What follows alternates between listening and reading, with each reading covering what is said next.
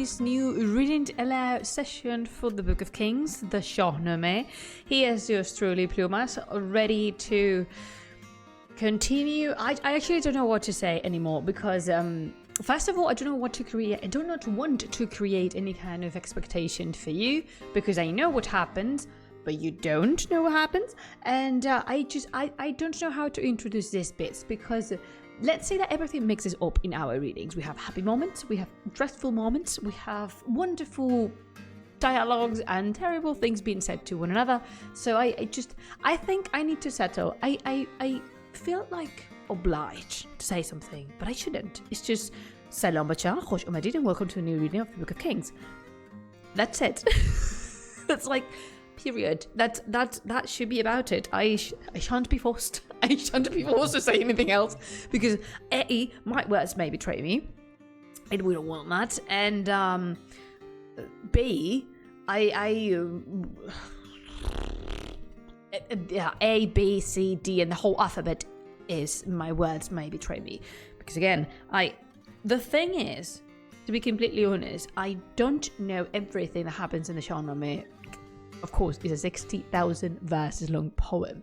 If I knew that by heart, I would be an entirely different person. But there are some parts that I don't remember quite well, meaning I read them because I read the entirety of the Book of Kings.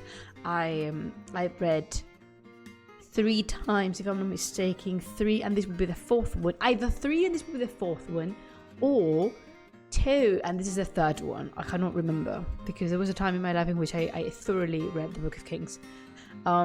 Split it. I read excerpts, especially the I don't know how to call it, the cycle, the arc, because I'm influenced by more the narrative, so I'm going to say with the arc of the Island Simurg. I read more than 20 times, and I am not exaggerating. More than 20 times. Then the Hawks and Fairy Dunes I read multiple times as well. But of course I cherry pick my favorites. So, but I don't remember everything that happens in the Shāh-nāmeh. What occurs is, since I'm reading in both languages, whatever goes first teaches me or refreshes my memory. So I know bits and bobs of what's coming next. And of course, I know the general outcome. I may not remember exactly what happens as in word by word, but I know the general outcome of the narrative arcs because this book is half of my personality and something I thoroughly enjoy, and I'm so happy because you seem to be enjoying it quite well. The last session of the Shāh-nāmeh did very well, surprisingly for me, in English, because this is not something that picks up, you know, like in numbers. That is just is always the least viewed thing, which I don't care about. I'll keep on doing this, but surprisingly it did very well. It did even better than the latest Spanish Shāh-nāmeh reading that I posted on YouTube. So thank you for that. I don't know what happened, or I don't know what which Yazata is responsible for this intervention, but I thank D, of course. And how is everybody doing? I have something to show you. If you're listening to me on Spotify, unfortunately you cannot see this, but I will do my best to try and describe it to you. Because how's your Monday? My Monday went beautifully, but in a quirky, unexpected kind of way. And this is a kind of day in which, instead of a mug, I picked up this. And by this is that I made my tea in a proper beer jar. Glass made with this little beautiful 1, 2, 3. They're squares, but they're rounded. They're not like sharp edges. I don't have like sharp edges. It's like rounded squares with these, of course, fashionable. You can't say it from here. You can see it from here. Let me show you. With a fashionable center, bigger circle in the middle of the jar, so you can put the ladle or the label. The ladle. The supermarket you can put in your jar. No, the label, you can put the label of it. And I picked this one up to make my tea, which is extremely funny for me, especially since you consider that in my household no one actually drinks beer, but we have 2 of these glasses. So yes, I don't know what possessed me, but I didn't think much of it. I just went with it because it was a sign of the time. I don't know. Big part of my English streams, and this is due to my imposter syndrome and to my crippling anxiety that makes me believe that I am not good enough to create any kind of English spoken content whatsoever, is me apologizing to you for not being skillful enough with my words or justifying my actions just because I feel some kind of reassurance some kind of reassurance from it. Why? I don't know. Anxiety, I guess. It's just anyway. So yeah, thank you for staying with me one more day. We shall proceed to our reading. And today she's not with us, I think. She's not with us on the stream, but I am wearing my priestess's favorite shirt because she loves the stripes and I do too. I'm wearing a top like red and black stripes. And she really likes it, so I wore it because of her. I don't think she would come, but I like doing things that, you know, people I love enjoy as well. So who do we have here? Hello, Ele. Hello, Peligroja. Hello, Humberto. Hello, Klein. Hi, Nana. Time for our boy Khosrow to tell Kavus to move on. Ele is just here to see if we reach that part in today's stream. She won't fool anyone. She won't fool me. It was been the Turanians finally giving up. Why did you say that, Humberto, regarding what? So yeah, it's just my November fest will be, as Humberto says, focus on tea and not beer. So I'm just gonna put this one here to maintain, you know, I have a little, how do you call this thing? Okay, it is a ceramic base in which you put inside a candle and it keeps your beverage warm. It doesn't have a proper tea warmer, drink warmer. Is this? If I don't burn myself, thank you.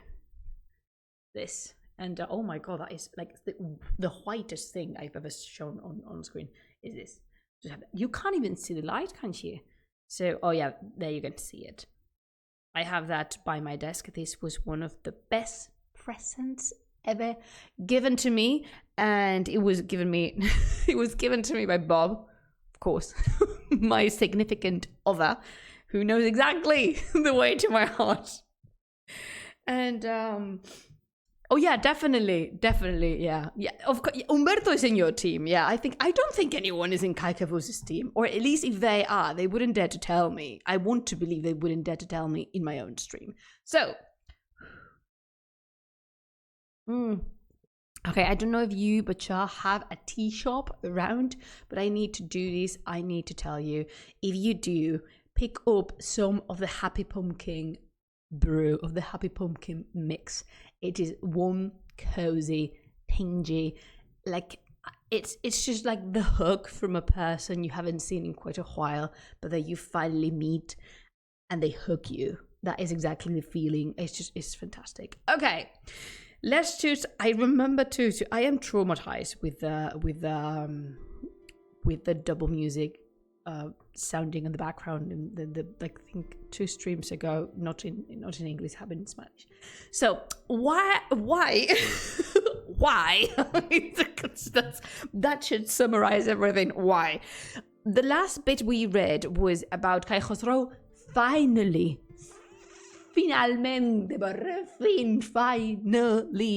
arriving into Iran. Yay! But we're going to realize throughout today's stream that this is met with ambiguous reactions. Yeah, true. Everyone's more or less happy. But remember something before we start reading. And if you can keep that one up, like just put a pin on that because it's important to remember that Siavosh's descendant was a mystery. What do I mean by that? That actually nobody knew that Siavosh had a son. They knew about his assassination, definitely, but the information about him having an heir was hidden from the general knowledge. No one knew. No one knew. inglés, que eso se come. And what else? Yeah, that's for starters. So let's say that the people in Iran are going to receive these news in different ways. Some might be surprised, some might be startled, frightened, happy, glee, excited. And but it's important to notice that it's not something that it was known. For, of course, narrative purposes, because for narrative purposes, you've realized by now that the characters within the Book of Kings know a wide variety of things that must be completely away from their knowledge. From court etiquette to names to people's murderers and such. So, well, I'm not going to try not to judge them too heavily. It's just, again, it's an epic poem. It serves the purpose of the narrative. So, I'm just going to go ahead and read because I actually like this part. This part is going to give us beautiful scenes and images, and I think fair things for all the characters. So, Kai Khosrow just stepped into Iran. When Kai Khosrow and Give arrived at Azam, most men rejoiced, but certain were displeased. Give sent out messengers to every part and wrote thus to the valiant prince. Who is the valiant prince, I wonder? I think the valiant... off the valiant prince, not to the valiant prince. I swear I can read. Of the valiant prince, he wrote, the chieftain, head of the race of noble Kai Kobad, the exalted, blessed Kai Khosrow, to whom the waters of the Jehun were as a throne, has come rejoicing from Turan. Who is Kai Kobad? Kai Kobad is the ancestor of Siavosh, Kai Kavuz, and now Kai Khosrow. Give chose among the chiefs of Zam a messenger, a valiant cavalier. Avada Perdón.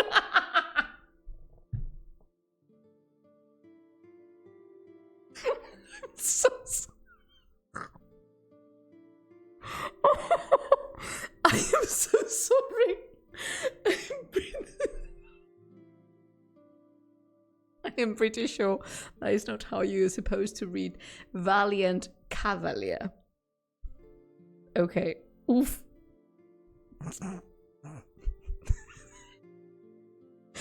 A valiant cavalier, wise, shrewd, and prudent, informed him of the case and said to him, depart hence unto Esfahan, the land of kings, the habitation of the mighty, and tell Gudars, my father, O chief of warriors, your mind was not asleep when you did dream.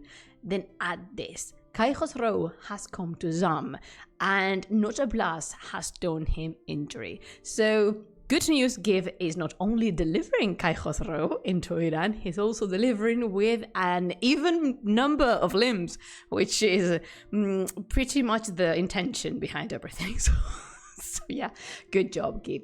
Why is Gudars being told in the message that your mind was not asleep when you were dreaming? It's a beautiful figure that I think in this part of the poem, it traces back to these dream Gudars had where he met the angel Soroush, and then Soroush transmitted the message that Give was to embark on a journey to find Kai Khosrow. So, of course, first of all, Give writes to his father, and then, unfortunately for some of you, and unfortunately for me definitely, because I'm not in this team, Give sent also a letter to Kai Kavuz.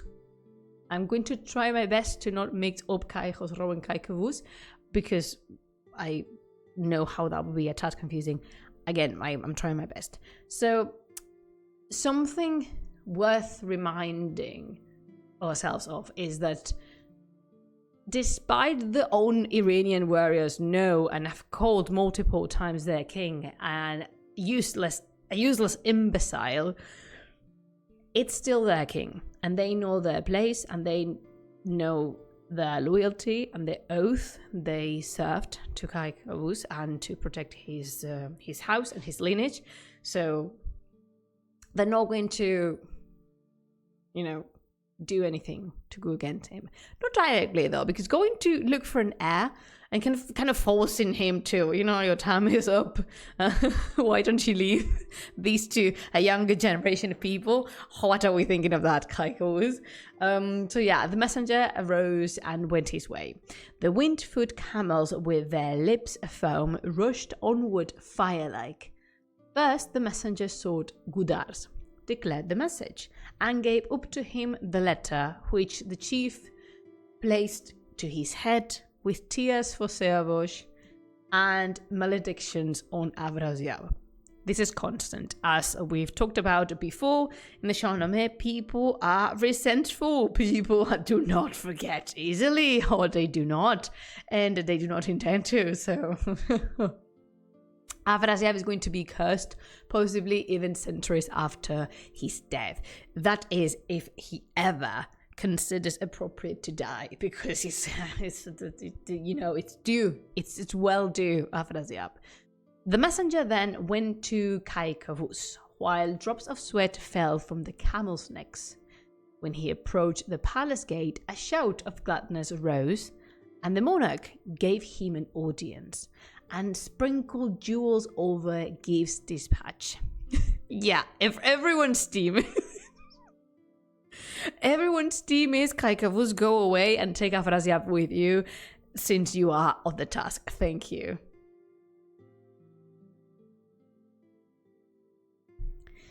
They decked the whole world in their happiness. They called for minstrels everywhere, while Rostam, when tidings of Give's triumph reached Nimroz, gave gold in largesse to the mendicants, because that lion had received no hurt. That lion meaning Kai Khosrow.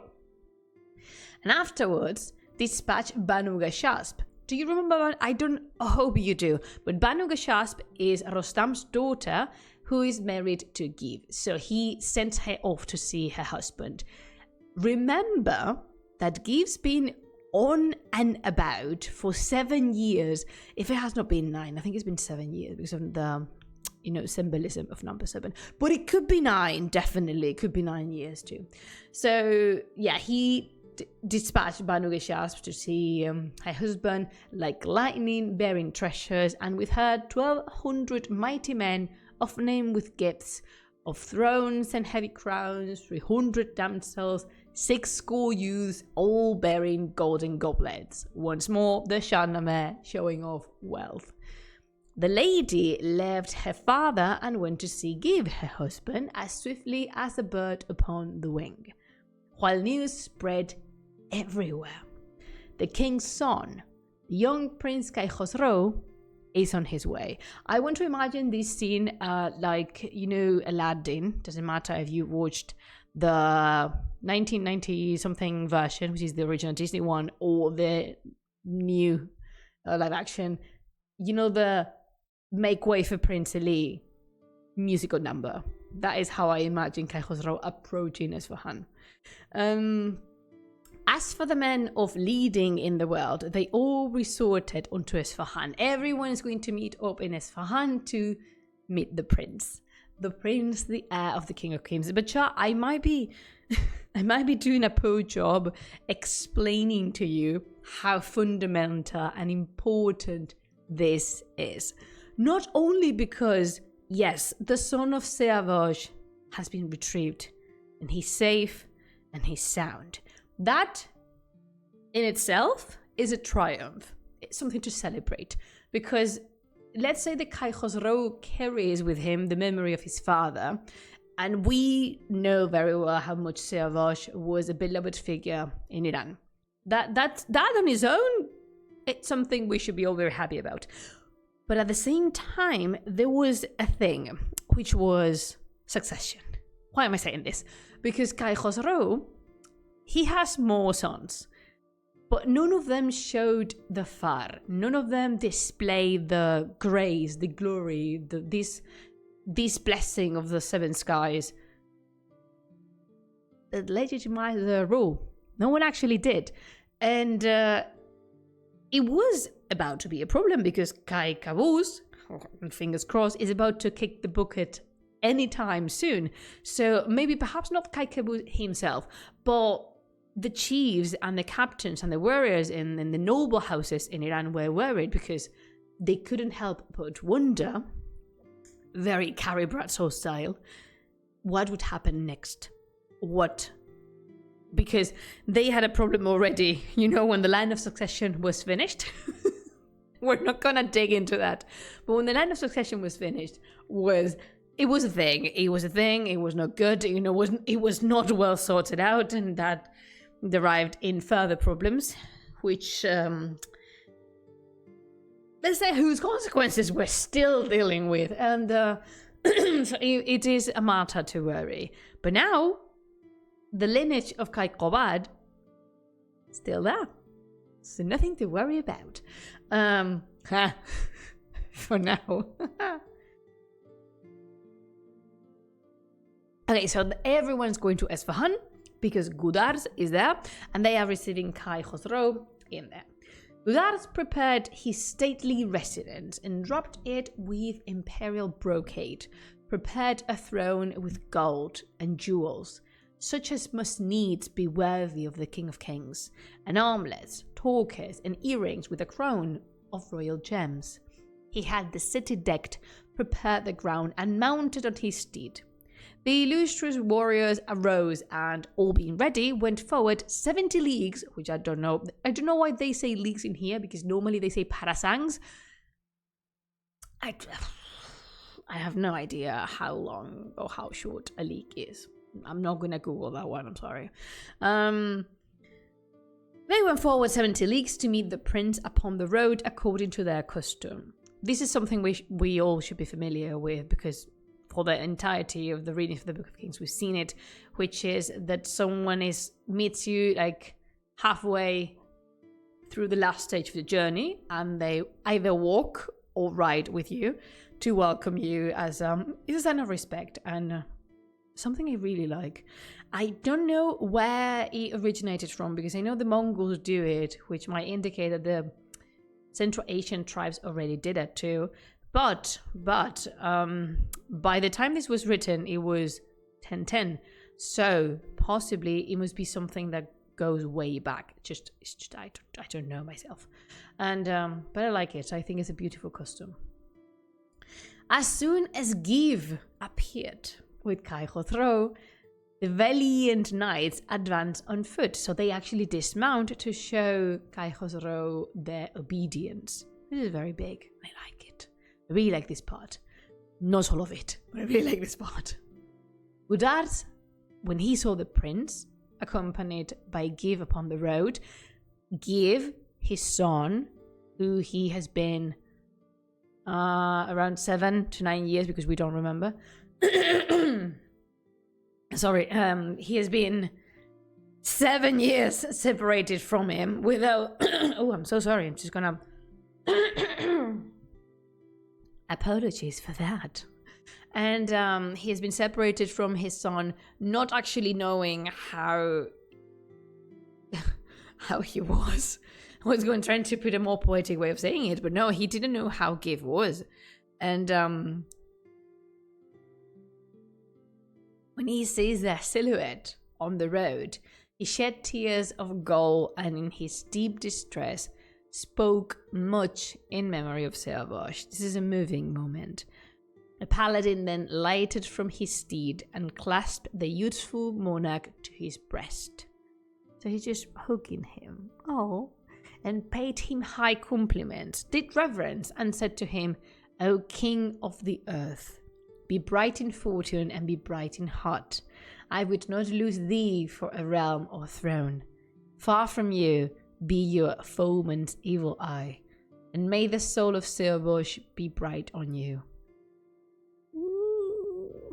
God is my witness that to see you lengthen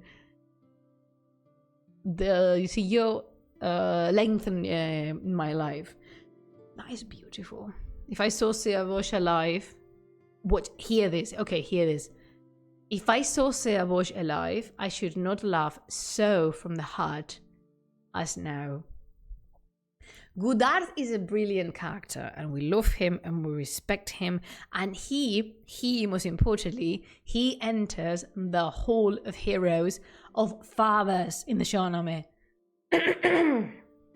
Excuse me. And why is this? Because we have only two kinds of fathers in the Book of Kings. Awful, terrible, being tossed, despicable father figures, or wonderful, sweet treats, appraised, marvelous father figures. And Godard is definitely among the latter. Because yes, he paid his obedience to the soon-to-be King of Kings. He said beautiful things to him. But when he's finished, he goes and turns to his son to give. Because were not for him, they would not be a King of Kings on the first place. So he kissed the head and eyes of Give and said, "You have revealed at the very heaven to us. You are no sluggard, you are a warrior."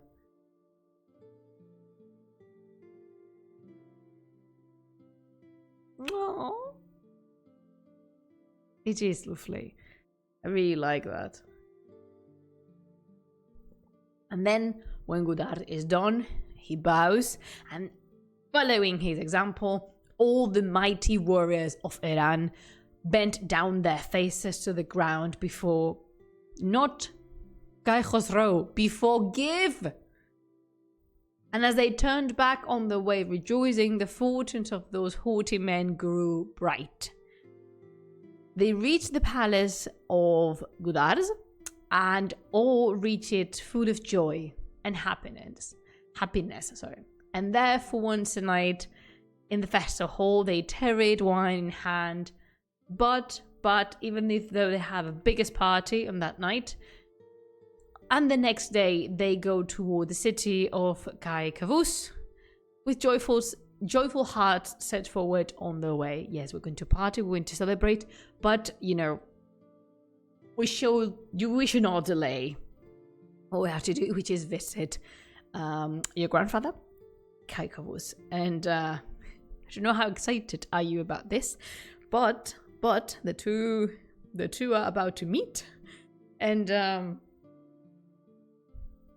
I am a repetitive person. I am so verbose and I like to talk so much that inevitably I repeat myself over and over and over. But I think that also stems from my time teaching, in which I had to say, the key elements of the lesson I had to repeat, or I felt I must repeat a few times throughout the lecture in order for the students to get what was the main thesis of what we were discussing that day. But again, me justifying why am I doing what I'm about to do. I always say this, but there's a reason for that. I've said before, and I repeat it and I stand by it, that Kai Khosrow is not his father. He's not Seavosh. There was only one pan de Dios. There was only one bread of the gods, and that was Seavosh. However, nevertheless, but fortunately for all of us, he's not his grandfather either. He's such a character. There's a word we use in Spanish that I'm actually going to look up because I would like to see if there's a translation that we can use in English, because it's a word that describes Kai Khosrow quite well. The word in Spanish is polvorilla, and in English, the suggestion from the Collins Dictionary is live wire. You native speakers, tell me if that is something. If that is something, that's it. It's just like it stops there. So live wire. So yeah, that's pretty much about it. Okay, and okay. So finally, Kai Khosrow arrived into Kai Kavus's palace. Ta-da.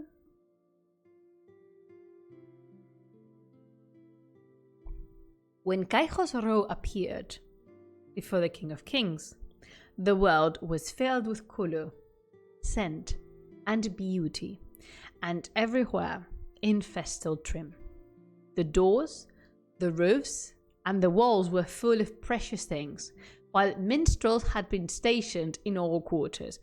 I hope, and allow me to digress with this, I hope all of these groups of minstrels are playing the same song at the time, because if not, can you imagine the utter chaos of hearing 4 to 5 different bands on a large street, on a large corner of the castle, the palace, or wherever they are, playing different tunes? That will be, wow, a thing. That he's very quick to react. Yes, and that his blood is hot, he's not hesitant to... Humberto asks if that's definitely the live wire thing. It's something. And if it does mean that Kai Khosrow is very quick to react. He's both quick to react and also his blood is hot, is warm. He has no hesitation in saying what's in his mind. And he's not easily intimidated, let's just say. Bye, Ele. Thank you so much for accompanying us. The Spanish reading will be next week, if I'm not mistaken. I don't know. You have it on Discord and you have it on the calendar, so I think I'm positive. I think that's next Monday. What was it? Oh yeah, the minstrels had been stationed in all quarters. And there were wine, rosewater, musk, and saffron. The horses' manes were drenched with musk and wine, while sweets and coins were scattered underfoot. The tears coursed down the cheeks of Kai Kavus when he beheld the visage of Kai Khosrow. Came down from his throne, approached the prince, and with his face caressed the prince's head, and also his eyes. The youthful Atheling did homage, and then they paced back to the throne together. The King of Kings inquired at large about the Turanians and how the ruler of that people fared. Because let's not forget that Afrasiab is these person's worst nemesis. I'm not going to allow myself to rant once more about how much I despise Kai Kavus and how much he deserves everything bad that comes his way. But you know how I feel, and hopefully, if my reading of the Book of Kings has been compelling and descriptive and faithful enough, you must feel more or less the same way, because it must be a tough one, It's just again, I'm not going to rant, but I'm just going to attempt to imagine, to recreate the situation in my head. So you, who neglected your son and are the only reason he fled to not only a foreign country, but the country that is the main enemy of your own, you are receiving this person's son. This person, this case Kai Khosrow, this person knows what you did, and he's now sitting with you, acknowledging your family bond, because he knows you're his grandfather, and also not forgetting that his poor situation, his awful childhood, and the many trials he went through in his early years were only your responsibility. And yet, you receive him in your court, and you dare to ask how the staying in Turan was. We knew Kai Kavus had little to no brain, but come on, this is too much, even for him. He should have started with a big, I am very sorry. But let's say that apologizing is not in Kai Kavus' agenda. He's never apologized, not even once after all the things he's done to his subjects. Why starting now? I don't know. I had my hopes. Because he's meeting family. He's meeting his grandson. But he has the nerve to ask, oh, how is Turan? How is Afrasiab doing? To the person who was almost murdered by Afrasiab in more than one occasion. Is it only me? Is it actually only me who sees it? I don't know. It's just a, oh.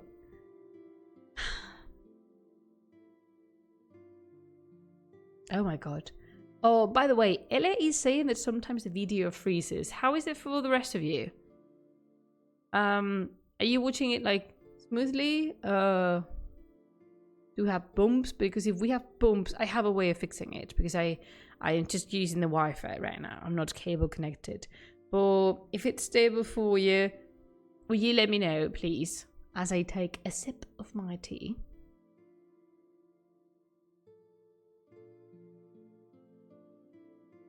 Yeah, exactly. Umberto, exactly. How was Turan? I hear it's lovely this time of year. Shut up. Have some decency, Kaikavus. Have some respect for the love of Ahura Mazda. Oh God. I should have given up with this man long ago. For some reason, I still expect him to do something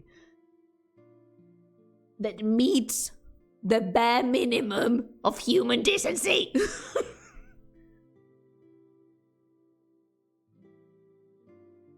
Okay, let me fix this real quick and I will come back.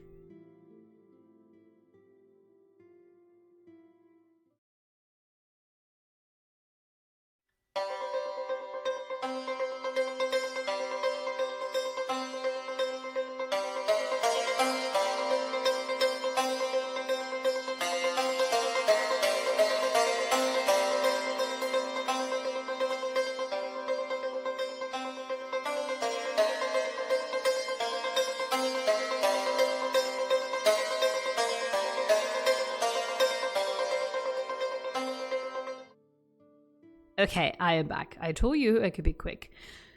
So yeah, how is Turan?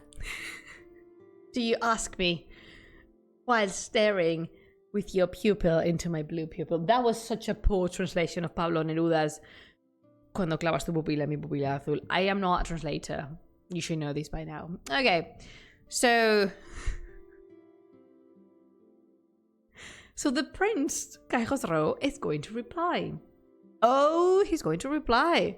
And he said, that man of little wit still walks on the face of earth, for ill, unfortunately. I'm curious, why does the King of Kings inquire about that wretch? May pleasure, crown, and throne be never his. He slew my father vilely, shamefully, and beat my mother with harsh blows that I might perish while I was in the womb. This is true. Please do not forget this happened. May he never escape from any enemy. As soon as my pure mother bare me, that miscreant dispatched me to the mountains. Among the cattle, among the goats and buffaloes, I reckoned by the sun my nights and days. At length, fortunately, Piran arrived, and from the heights conducted me to that vindictive king. I trembled at his rage and savagery, afraid of what might come. He asked me questions while I concealed what wit and worth I had, because I'm not an idiot, basically. If he inquired of heads, I spoke of feet. If he inquired of food, I talked of place. That is an idiom that Caihosro is using to explain how he played dumb to Afrasiab's questions, because of course Caihosro is very much aware of his own worth. He knows he's the King of Kings, or at least the heir to the throne of the King of Kings. He knows he's blessed by the Far. But also he knows it wouldn't be sensible to let his enemies know. So that's the reason why he played very dumb when he was interviewed received by Afrasiab. So yeah, he's a very smart kid. And good that God took away his sense and intellect, and so the dull lad took me for a foe, conceived my head to be ill-stocked with brains, and sent me to my mother, with a curse. So you see what the kid is doing here. Like, why are you asking, grandfather? And he is very sure that he highlights was being Afrasiab's most terrible deeds. First of all, murdering Silvosh. Second, beating Farigiz with the purpose of killing both her and her baby when she was pregnant. That is horrible, and that is one of the worst episodes of violence the Book of King has. I don't know how to put it in other words, because it's awful. Period. It is absolutely disgusting, and it shows to me that excerpt shows how much Afrasiab lives up to the name I gave him in this stream, which is the psychopath. And but also Kai Khosrow is making sure that he doesn't forget the people who ate him, in this case Piran. And I think that honors him. Yeah, he's a good kid. We like Kai Khosrow. I won't say he's among my favorite King of Kings, because of course there's a list to be filled. We have Fereydun crowning that list, and also maybe sometime I can share with you what my favorite kings of the King of Kings list are in the Shāh-nāmeh. Maybe one day. I don't know if it's something you would be interested in. But Kai Khosrow is a nice one. It's a nice one to have. Yeah. Oh, thank you. Oh, thank you, mysterious contributor, for your Prime. I wasn't expecting that, actually. And what else? Oh, yeah. Kai Kavuz. Thank you for the clapping. 29 months. Oh, thank you. Yeah. Big kisses to you. And where am I? Oh, yeah. So Kai Kavuz. Kai Kavuz's reply is, to be fair, the only thing he can say. For once, he's been smart enough not to mess up. Kai Kavuz said, "Noble youth, the world desired that you should wear the crown, for you are a prince, and like the King of Kings, both you are wise and worthy." Well, of bloody course, Kai Khosrow. Of course. Kai Khosrow said, "Monarch of this ancient throne, I should give you an account of give." Thank you, Humberto. Yeah, might be something to say for the chats of the team, bad. But I'll keep it in mind. Khosrow said, "Monarch of this ancient throne, if I should give you an account of give and what has been accomplished by his hands, the king would wonder, and no marvel too, because it passed bounds. This is wonderful." Kai Khosrow is giving credit where credit is due, and he's thanking Give for everything he's done. He's acknowledging his sacrifice, which is not something we have in every single chapter of the Book of Kings.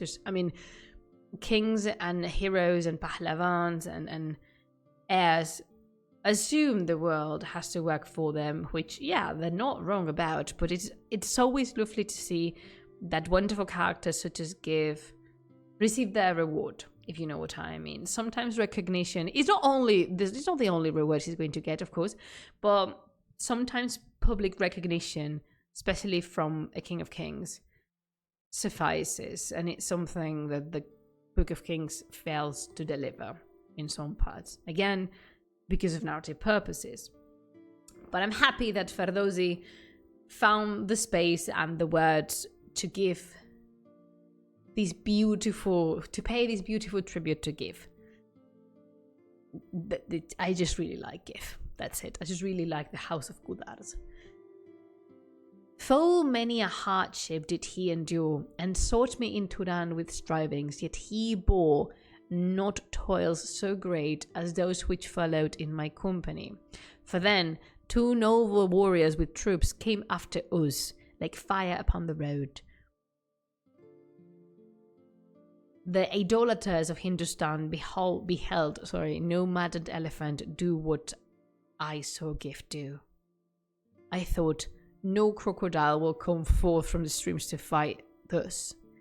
That great warrior and those 2 warriors as well were seized in panic. both old and young alike.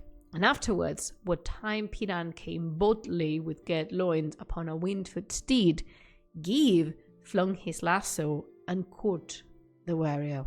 I interceded, O king, for him, for Piran, else Give had ruthlessly struck off his head, because ruthlessness is mercy upon ourselves. And the poem doesn't say that. That's a line from Epic the Musical. The poem doesn't say that. Know that Piran had suffered through anguish for me. I had never spoken aught ill of me, and saved me, and with all my mother from the fierce grim lion's claws. In this case, the lion is referring to Afrasiab, who else had taken my head just like my father's. Thus we reached the banks of the river Jihun. Give with his ox head mace ceased not from combat. A warrior like him should keep his youth forever. We love you, Kai Khosrow. Thank you. Thank you for that. When Kavuz had heard Khosrow, his cheeks bloomed like a rose. He clasped Giv's head and kissed his face and bosom many times, then gave him presents such as in the world none, greater or small, had seen. They wrote a patent out on painted silk for Khorasan, Roi, Kum and Isfahan. The prince, whose far divine was as Jamshid's, gave these to Give, whose head rose to the sun. You have, Kai Kavuz said, undergone much toil. So now, O toiler, take your fill of treasure. This is your reward. Thank you for taking care of my grandson. Gudard and all his sons, with faces laid upon the ground, called blessings down on Give. He had a golden pleasure house prepared for Farigis, with earrings and a torque, set golden seats within the house thereof, embellished the interior with brocade of chin, and said to her, O lady of all the ladies, may you never weep for sorrow. You have left both your land and your kin, and borne much on the way. Iran is not your home. You read my guide. That moon of ladies bless him. May, said she, the world and age never be deprived of you. So here we have gifts and presents for everyone. Not only Give is given, is given what he's due, but also this is very little part of the Shāh-nāmeh. These few little verses are something precious that we should treasure. Why is this? Because the Iranians, not only the Iranians, but the King of Kings, Kai Kavuz himself, is acknowledging that Farigis is a Turanian who had to flee their home because she fell in love with Siavash. She's endured so much toil and hardship to get here with her son, Kai Khosrow. And she's in a foreign country. She's quote unquote alone. And they are receiving her with open arms. They're welcoming her into Iran, saying, we are aware of the sacrifice you had to make. Because in this time and age, and also in this narrative, leaving your home is not something easy. We do not travel in the Book of Kings. Traveling is not as simple as just it might appear to us now. It's something tough and hard, not only because of the difficulties of the way, but also because you are leaving your family, your lineage, and Farigis is a noble woman. Yet she chose to do that because she, loved Siavash, and she had this, let's say, problem with her father. So I think it's beautiful. I just really think that these little scenes are what make the Book of Kings once more the best book ever written in the history of literature. It's just, that's the hill I will die on. It's the best book ever. And I love it. Okay, so The audience with the king is finished. Yay! And it was great rejoicing and a party, possibly, and they drank loads of wine and they ate amazing foods. And and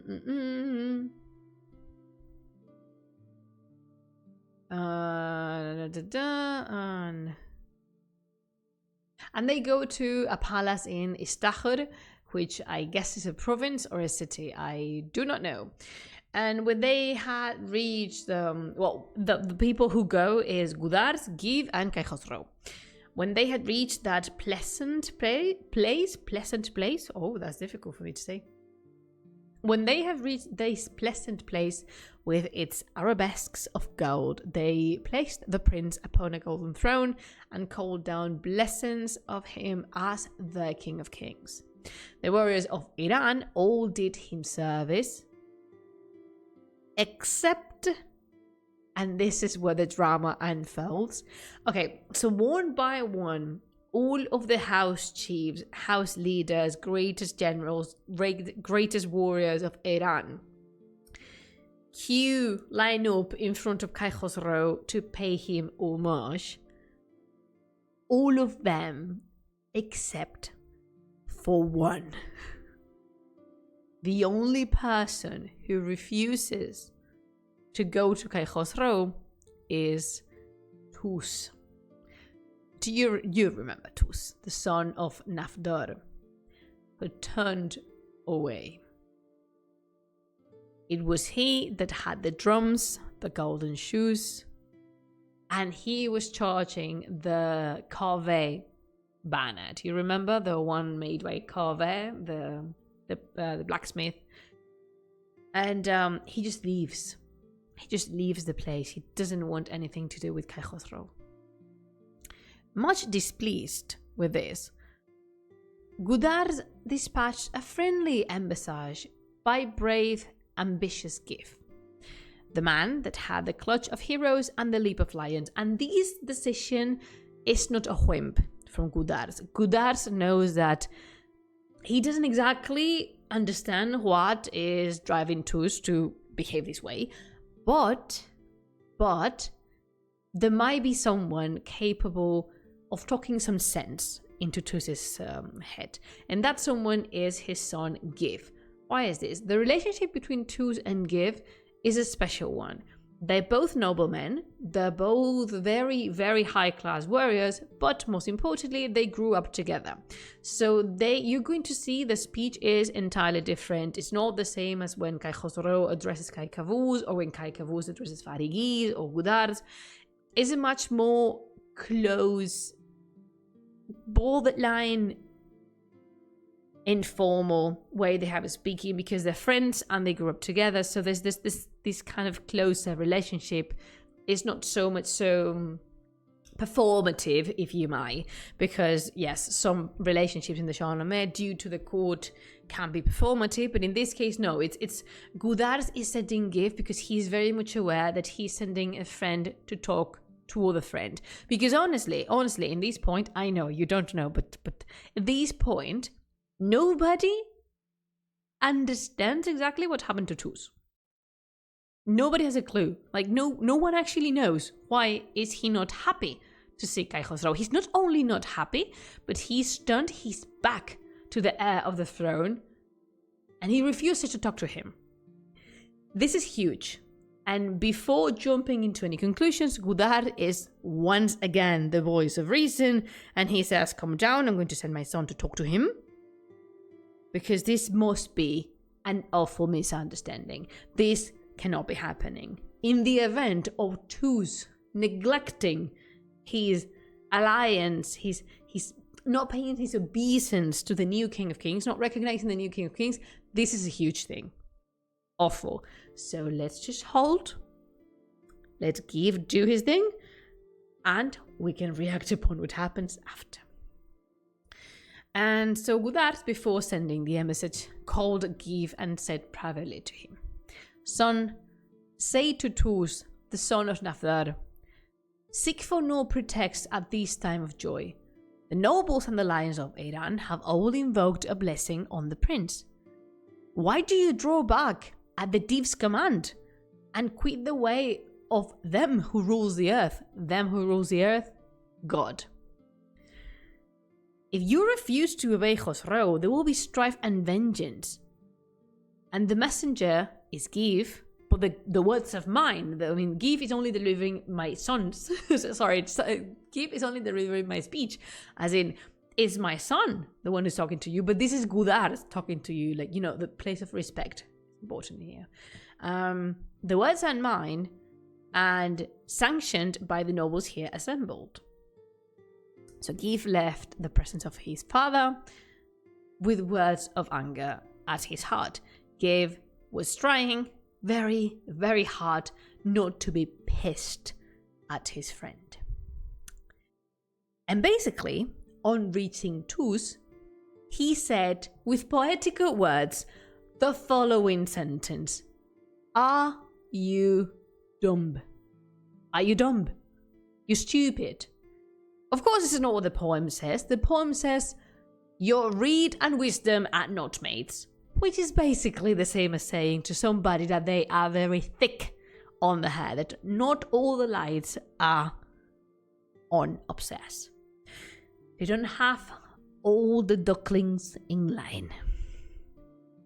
And this is what I mentioned before about the relationship between Give and Tus, that he is entitled, he can talk to him like that because they're friends.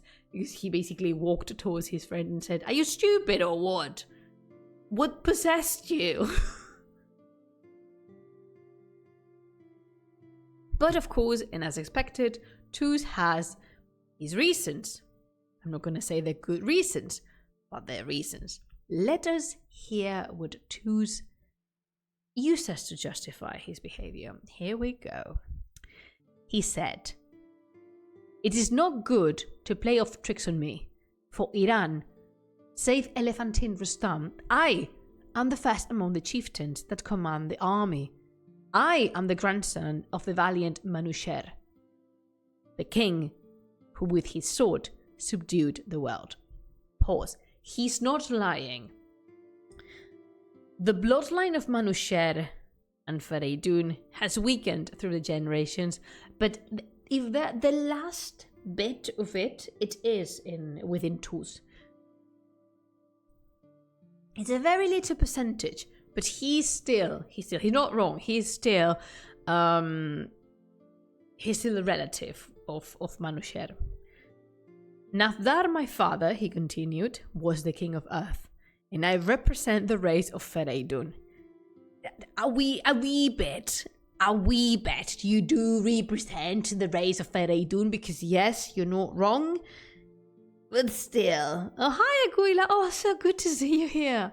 Thank you for the look, and thank you for the cozy, tight up in the blanket, a little Aquila. I love that emote so much. Thank you for coming.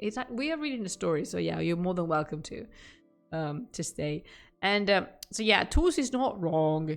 He's not wrong, but still, are we being a bit cocky with our words? And anyway, he continued. Whenever I engage myself in a fight, I rend the lion's heart and a leopard's hide.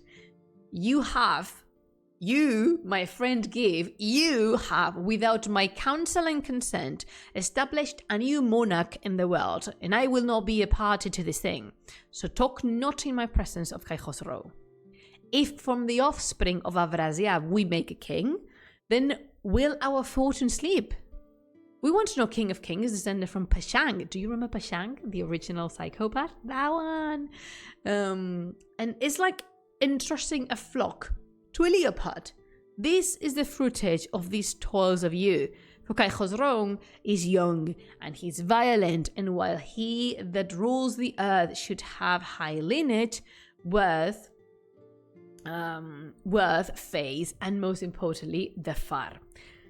Okay, another digression. Tus here, once again, he's not wrong. He has reasons to be worried, because as much as we like it, or as much as we are willing to overlook this, Kai Khosrow is indeed a descendant of Afrasiab. And that makes him a descendant of Peshang. You know how important lineage in the Shāh-nāmeh. The same that Tus is claiming to be a descendant and carrying the lineage of Fereydun.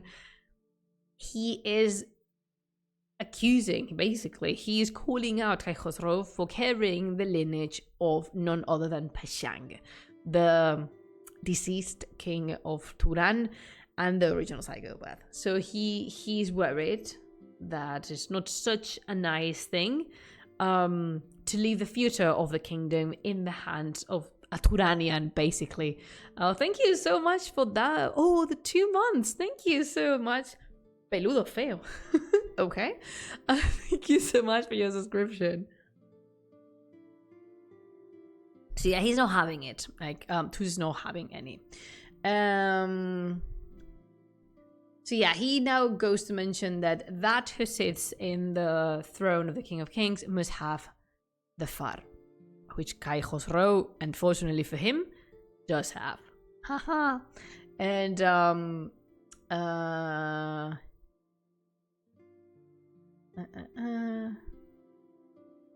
okay, and he continued, now Fariburd, the other son of Kai Kavus, is worthier of crown and throne, not sprung from foes on either side. And also, he has the far and glory, fame and right. I'm not sure about Fariburd having the far, but he says so. And Give has he has gone through a lot. He's gone through a lot, and he is same as Tus. He's not having any of the Kai Khosrow will be King of Kings. Give is not having but the slightest bull from his childhood friend, and he arose in dudgeon, doubting both the wisdom and the honesty of Tus, and said, Tus, for the love of God, you are an illustrious warrior. When you saw the spearheads of the kindred of Gudars, the gain that you expected will prove loss. The many toils that we have borne together through, you are throwing to the wind. Basically, you are tossing into the garbage everything we've gone through together to come to this day.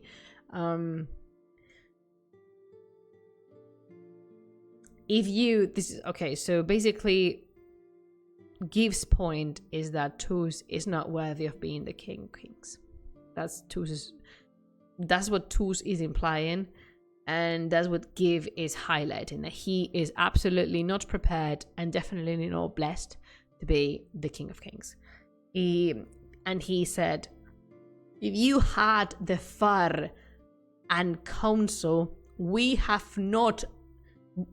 would have not looked from the mountains for a monarch. If we already have it in here, in Iran, if you were worthy enough of occupying the throne of the King of Kings, we wouldn't be looking for a King of Kings somewhere else. Don't you think? And your head has not the crown because you lack brains and royal reed. God did bestow the throne of sovereignty on one who has the far, the sense, the counsel, and you, my friend, are not that person. Because basically what Give is starting to suspect is that Tus presented himself as a valid candidate, being that he is the heir, he's the descendant and the last bit of the blood of Fereydun and Manusher's lineage. However, he doesn't have the far. So that's the reason why he says, Fariburd, the other son of Kai Kavus, might be a good candidate, and he's not a happy person. He's definitely not happy about it. He's very angry. He's furious at his friend.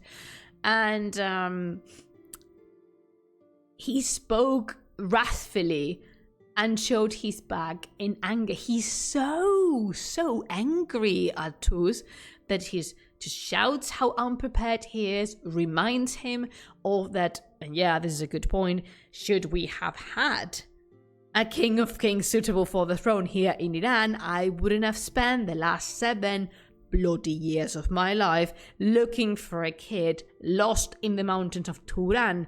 Now, do you think, and definitely multiple times he reminds Tuz he does not possess the far, therefore he cannot sit in the throne of the King of Kings. He was so angry that he just straightforwardly returned to Gudars and he said, Tuz is not seeing straight. He's just no mate for read and wisdom. And you would say that his eyes are blind. His choice is Fariurs, Kaikabus's son, although no sovereign, on a golden saddle, is a rival to our prince, to Kai Khosrow. He's just mad. And with that outburst of anger from Give and this absolute disappointment on his friend, we're going to stop our reading here. Thank you so much, Bacha, for joining me, because this was a beautiful one, I want to believe. This was very, very nice. Although, of course, the drama is there. The drama is our eternal companion and shall be delivered. Because if not Ferdowsi, I don't know, explode una vena o algo. I don't know. I don't know how to put it. I think Ferdowsi would die before letting us have nice things. Exactly, Umberto. It was a lot for the stream, but I hope you enjoyed it, because this only started. Do you think this is the last we're going to hear from Tuz? Do you really think? Do you... What was the expression? Is your brain no made for reading wisdom? No, we have a succession crisis to look forward to. Don't you love a succession crisis, Umberto? I should not remind you how the last one went, should I? In the King of Kings, not the King of Kings, I keep on saying the King of Kings today, in the Book of Kings. Never a good choice, ever. No. This is going to be a disaster, but of course. And we are very, very close to coming to this. Oh, that's a long reading, the last one we have ahead of us. But I'm very happy because finally, we caught up with our reading in English. I was suffering because of that, but now everything's fine again. But no, not fine. It's absolutely not fine. And the people in Iran may have something very different to say, but it is all fine stream-wise. Thank you, Wacha, so much for accompanying me in this afternoon, and thank you to the people who keep listening to these reading aloud sessions, either on YouTube, on iVoox, or on Spotify. Thank you. Truly, you make me very happy. And that's pretty much it. We are going to see each other, I think, in about 2 weeks for another reading. Let me check the calendario. I cannot remember, if I'm honest. I don't know. I'll keep you posted. You can follow the... You can follow either the Telegram channel, or you can just join the Discord server if you wish to know, but I'll keep you posted on that. Again, thank you once again for accompanying me throughout this very eventful reading of the Book of Kings. I cannot part my way without reminding you to never stop creating, exploring, and having lots of fun. Until we see each other again. But ciao. I bid you Khudafiz.